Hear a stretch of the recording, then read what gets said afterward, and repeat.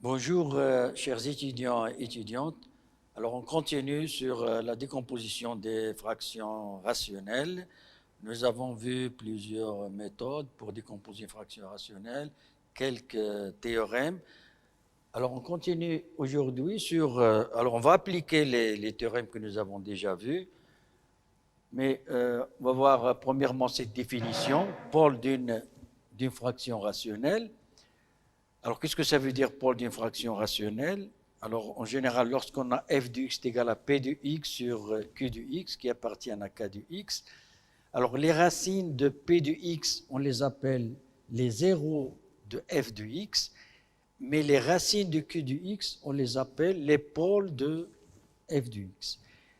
Et les racines d'ordre alpha de q de x, ce sont les pôles d'ordre alpha de f de x. Donc, les racines de p de x sont les zéros de f de x, et les racines de pôle alpha, les racines d'ordre alpha, ce sont les pôles d'ordre alpha de f de x. Donc, alors par exemple ici, si on a f de x est égal à x moins 3 sur x moins 2 au carré, facteur de x moins 1 à la puissance 3, facteur de x plus 5, alors les pôles, 2 est pôle d'ordre 2, 1 est pôle d'ordre 3, et 5 c'est pôle d'ordre 1. On dit parfois pôle simple, c'est-à-dire c'est racine simple. Ça c'est racine triple et ça c'est racine double. Donc il y a pôle double, pôle triple et pôle simple. Alors étant donné la définition des pôles, on va voir maintenant ce qu'on appelle la décomposition des fractions rationnelles dans C de x. Tout ce que nous avons vu pour la décomposition des fractions rationnelles, que ce soit le premier théorème ou le deuxième théorème, on va l'appliquer à C de x. C, c'est le corps des nombres complexes. Alors bien sûr, nous savons que les polynômes, tout polynôme dans P de x possède une racine. Alors si tout polynôme possède une racine, alors nécessairement que tout polynôme de P de x peut se décomposer sous forme de polynôme de premier degré. Pourquoi? Car si on a x0, une racine de P de x, alors x moins x0 divise P de x. Alors P de x peut s'écrire sous la forme de x moins x0, facteur de q de x. Puisque q de x est aussi polynôme de c de x, donc il possède une racine. Donc on peut écrire q de x sous forme de x moins xa, facteur d'un q2 de x par exemple. Et etc. On peut décomposer tout polynôme dans c de x sous forme de polynôme de premier degré. C'est-à-dire que tout polynôme q de x dans c de x, on peut l'écrire sous cette forme. Une constante, facteur de x moins x1 alpha 1, etc. jusqu'à x moins xl alpha l. Bien sûr, avec x1, c'est racine d'ordre alpha 1, x2 racine d'ordre alpha 2, xl racine d'ordre alpha 1.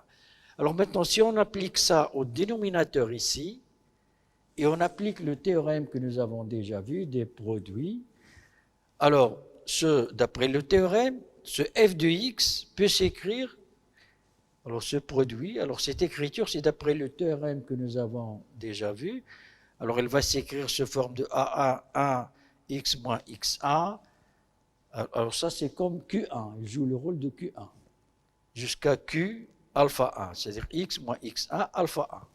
Ça, cette décomposition, c'est pour le premier pôle. La deuxième aussi, c'est pour le deuxième pôle, etc. Jusqu'à le nème pôle, on peut l'écrire sous cette forme. Alors bien sûr, nous avons vu que ici, c'est pour le degré de P de x est inférieur à degré de Q de x.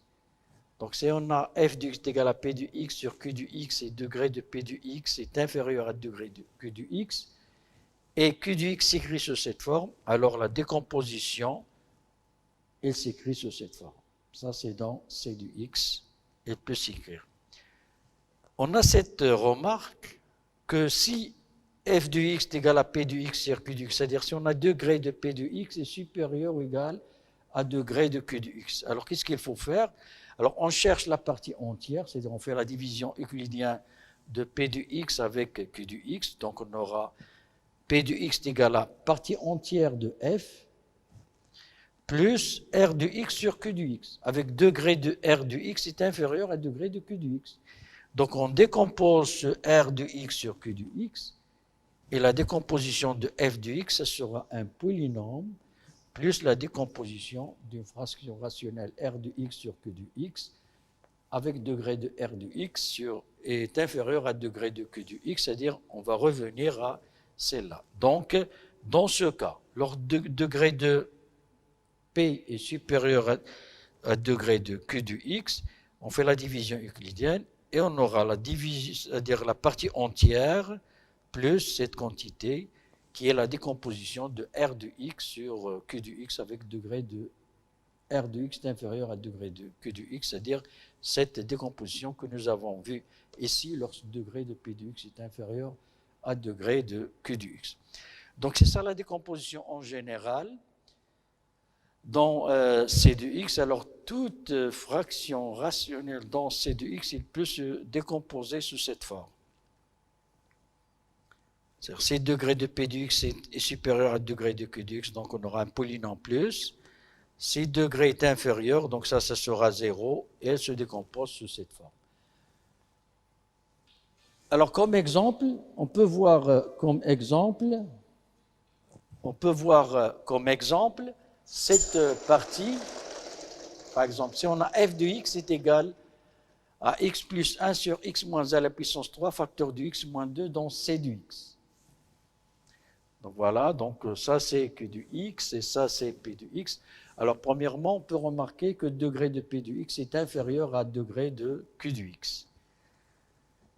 Alors d'après le théorème, donc ça se décompose, donc ça c'est q1 et ça c'est q2.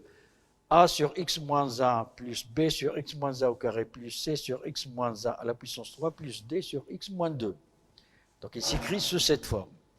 Alors pour déterminer A, B, C et D, alors le problème ici, voilà, on a trouvé la forme, d'après le théorème, il nous donne la forme, mais le problème c'est de déterminer A, B, C, et D. Alors bien sûr, on peut utiliser les autres formules, les autres méthodes que nous avons déjà vues, mais il y a une méthode aussi qui est très intéressante, c'est que ce qu'on appelle parfois la méthode de la division suivant l'ordre croissante. Qu'est-ce que ça veut dire suivant l'ordre croissante? Alors on va essayer de faire un changement de variable, c'est-à-dire on va remplacer x moins 1 par y.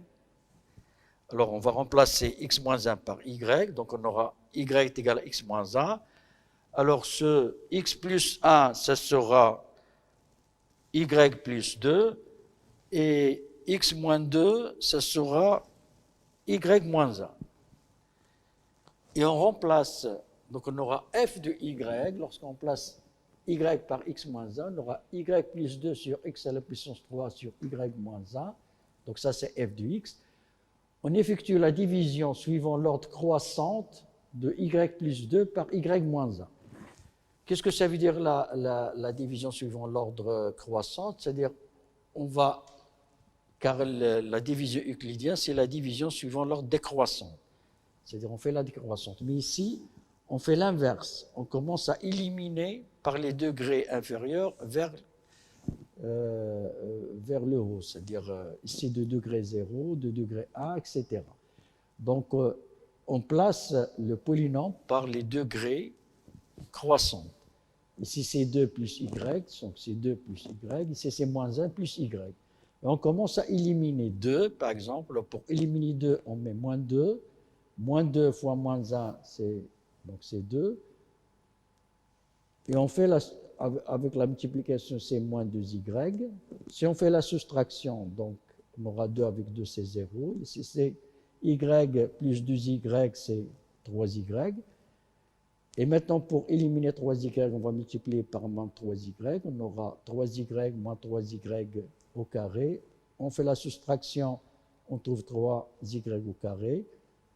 Alors, pour éliminer y, on trouve moins 3y au carré. Donc, ici, 3y au carré, moins 3y à la puissance 3. Lorsqu'on on fait la soustraction, on aura 3y à la puissance 3. Alors, si l'ordre c'est 3, on s'arrête ici vers 3. Alors, lorsqu'on a ici 3, alors si on remplace maintenant f du y est égal à y plus 2 sur y3, y moins 1. Alors, on place y par sa valeur, puisqu'on a fait la division. Donc, est égal à celle-là fois celle-là plus celle-là. Donc, est égal à moins 1y, c'est-à-dire y moins 1, moins 2, moins 3y, moins 3y carré, plus 3y à la puissance 3 sur y à la puissance 3 sur y moins 1. Alors, si on passe de l'autre côté, on simplifie par y moins 1.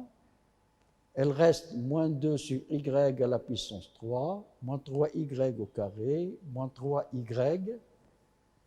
Et de l'autre côté, on simplifie par y3, il reste 3 sur y moins 1.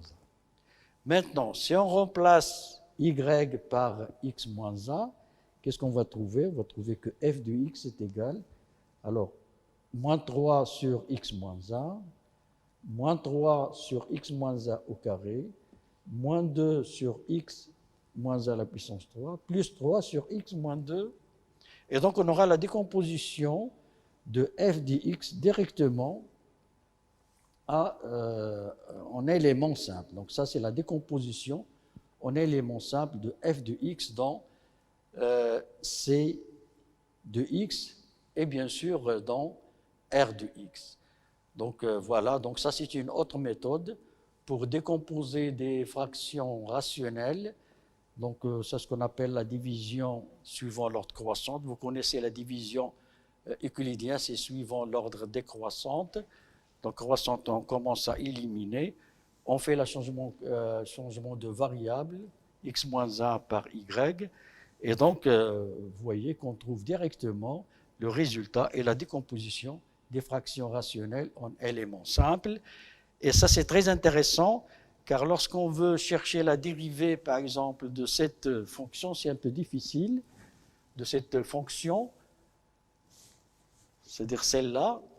Mais lorsqu'on écrit sous cette forme, on peut déterminer la dérivée de chaque fonction ici. Et donc, ça, c'est une autre application de la décomposition des fractions rationnelles qu'on va voir par la suite. Donc, on a vu maintenant la décomposition des fractions rationnelles dans C de x, elle reste à, c'est-à-dire la séance prochaine, on va voir la décomposition des fractions rationnelles dans R de x. Alors, merci de votre attention et à la prochaine.